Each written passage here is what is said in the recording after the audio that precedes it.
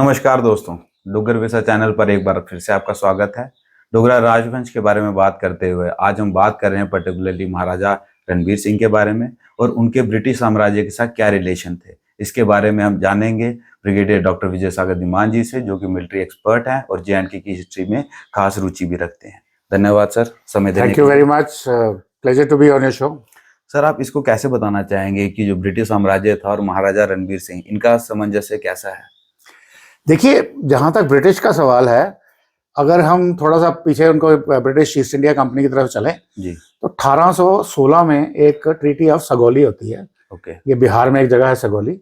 ये थी between king of Nepal and British. Okay, हमें ये हमेशा बताया गया था कि भाई British could not conquer Nepal because Nepali गुरखे थे, बहुत स्ट्रांग थे, हैं स्ट्रांग हैं, बहादुर थे।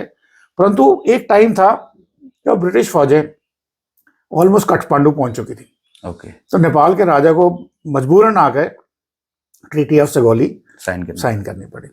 अब ब्रिटिश की क्या जरूरत थी नेपाल की तरफ जाने की? मैंने बताया था पहले प्रोग्राम में आपको कि ब्रिटिश इंटरेस्टेड थे ट्रेड में।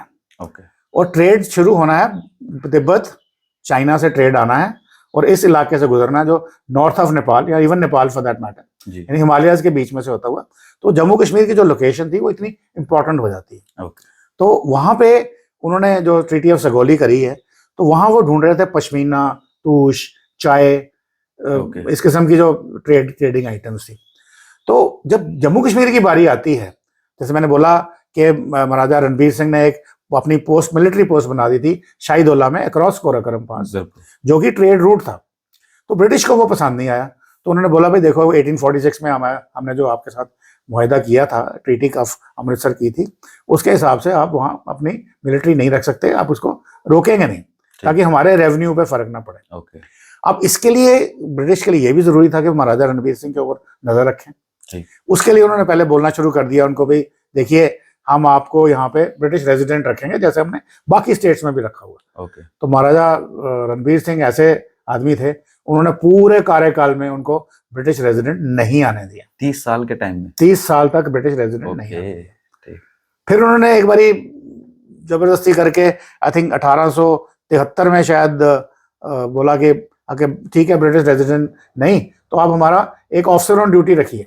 ओके, मतलब क्या था कि महाराजा के अगेंस्ट कोई कॉन्स्पिरेसी करनी है या महाराजा के खिलाफ बोलना है तो कुछ कोई आदमी ग्राउंड पे होना चाहिए, कोई ना कोई चाहिए। तो उसकी बात बड़ी अच्छी सुनाई देती है कि उसने जो अपना जो बनाया सेटअप, उसके ऊपर यूनियन जैक का झंडा लहराया, नेचुरली ब्रिटिश था। महाराजा ने वो उसको नहीं करने दिया। ठीक, तो वो भी उनको सक्सेसफुली रेजिस्ट किया, पर थोड़ी बहुत कॉम्प्रोमाइज करी। जैसे 1857 में जब अटैक होता है, फर्स्ट वॉर ऑफ इंडिपेंडेंस हम बोलते हैं, उस वक्त उन्होंने ब्रिटिश को प्रॉमिस किया था कि हम आपको फौजें देंगे। और हमारी कुछ फौजें गई भी, जो जलंधर में उन्होंने रिपोर्ट किया, जो भी उनका वहां था। मेरे ख्याल में शायद वो फाइनल लड़ी नहीं, बट गई थी। तो ब्रिटिश के ऊपर भी एहसान था कि भाई देखो ये हमारी भी बात मानते हैं। शाहिदुल्ला पोस्ट को उन्होंने हटा लिया, तो हम भी इनकी थोड़ी सी ज्यादा तंग ना करें, क्योंकि इतना स्ट्रांग थे वो। तो दोनों तरफ से उनको झुका के रखा था।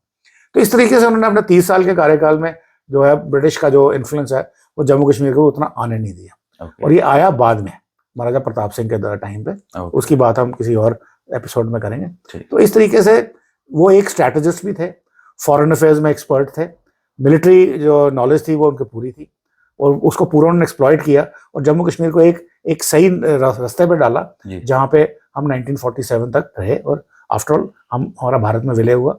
भारत के साथ आज हम भारतीय हैं, प्राउड इंडियंस हैं, उसकी वजह से। जी, तो जैसे कि सर ने हमें बताया कि ब्रिटिश साम्राज्य के साथ महाराजा रणबीर सिंह के कैसे रिश्ते थे, उनकी वजह से, उनकी स्ट्रैटेजीज की वजह से वो उस टाइम के जो सबसे स्ट्रॉन्ग एम्पायर्स में से एक था ब्रिटिश एम्पायर, उनके ऑफिसर्स को, उनके रेजिडेंट्स को दूर रखने में वो काफ़ी सक्सेसफुल रहे। उनकी जो स्ट्रैटेजीज थी, उनको अपने आप पे हावी ना होने दे के अपनी स्टेट की समृद्धि के बारे में सोचा। तो ऐसे महाराजा थे महाराजा रणबीर सिंह। और सबसे पहले मैं शुक्रिया अदा करना चाहूँगा ब्रिगेडियर साहब का, जिन्होंने हमें टाइम दिया इस टॉपिक पे हमें गाइड करने के लिए। धन्यवाद sir. Thank you very much. Please like and subscribe.